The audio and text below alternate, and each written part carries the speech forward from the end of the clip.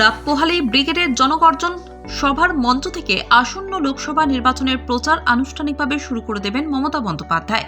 তৃণমূল সূত্রে খবর, সেই মেঘা প্রচার মঞ্চ থেকে মমতা লোকসভা নির্বাচনের প্রার্থী তালিকা ঘোষণা করতে পারেন। অর্থাৎ ব্রিগেডের সভামঞ্চে বদলের সঙ্গে তৃণমূলের প্রার্থী ঘোষণার প্রথাতেও বদল আসছে।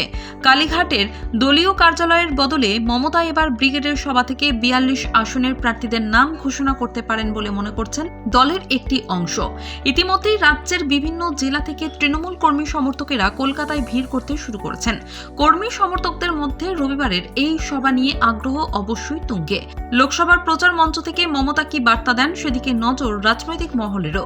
কিন্তু তৃণমূলের একটি সূত্রের খবর, আরো বড় চমক রবিবার দিচ্ছেন তৃণমূল সুপ্রিমো মমতা বন্দ্যোপাধ্যায়। কালীঘাটের দলীয় কার্যালয়ের বদলে ব্রিগেডের মঞ্চ থেকে তিনি নাকি লোকসভার 42 জন প্রার্থীর নাম ঘোষণা করবেন।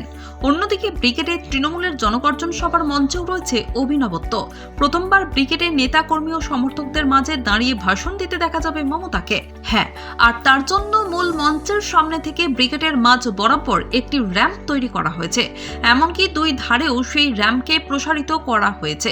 এক কথায় যোগ চিহ্নের আকারে সেই র্যাম্প বানানো হয়েছে। মমতা বন্দ্যোপাধ্যায় ভাষণ দিতে দিতে ওই র্যাম্পে পৌঁছে যাবেন। র্যাম্পটি 80 মিটার দৈর্ঘ্য ও চওড়ায় 6 ফুট, আর দুই দিকে র্যাম্পে 30 মিটার দীর্ঘ। ব্রিগেডের তৃণমূলের সভার মূল মঞ্চের দৈর্ঘ্য 72 ফুট, প্রস্থ 20 ফুট ও উচ্চতা 12 ফুট, আর মূল মঞ্চের দুই ধারে থাকা মঞ্চের দৈর্ঘ্য 68 ফুট, প্রস্থ 28 ফুট ও উচ্চতা 10 ফুট। এদিন বিকেল 4:30 নাগাদ তৃণমূলের সর্বভারতীয় সভাপতি অভিষেক বন্দ্যোপাধ্যায় ব্রিগেডে যান। আধ ঘন্টার উপর সেখানে ছিলেন। মূল মঞ্চ, তার পাশের দুটি মঞ্চ ও র্যাম্প সহ পুরো ব্যবস্থাপনা খতিয়ে দেখেন অভিষেক। শাসক দলের তরফে দাবি করা হয়েছে, রবিবার ব্রিগেডের মঞ্চে একসঙ্গে 600 জন তৃণমূল কংগ্রেসের নেতা উপস্থিত থাকবেন।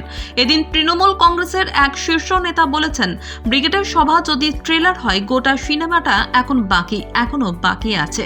বিনা যুদ্ধে কাউকে 1 ইঞ্চিও জমি ছেড়ে দেওয়া হবে না।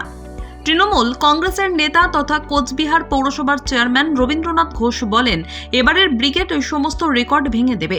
এই ময়দান শেখ মুজিবুর রহমানের ঐতিহাসিক উপস্থিতির সাক্ষী থেকেছে। আগামীকাল এই মঞ্চ থেকে একটা নতুন ইতিহাস রচনা হবে। বিজেপির বিদায় ঘণ্টা বাজিয়ে দেবেন মমতা বন্দ্যোপাধ্যায়। কাল রাত থেকেই লাখ লাখ মানুষ কলকাতার দিকে আসছেন। মোদী সরকার ভেবেছে ট্রেন আটকে তৃণমূল কংগ্রেসকে রুখে দেবে। এভাবে তৃণমূল কংগ্রেসকে রোখা যাবে না।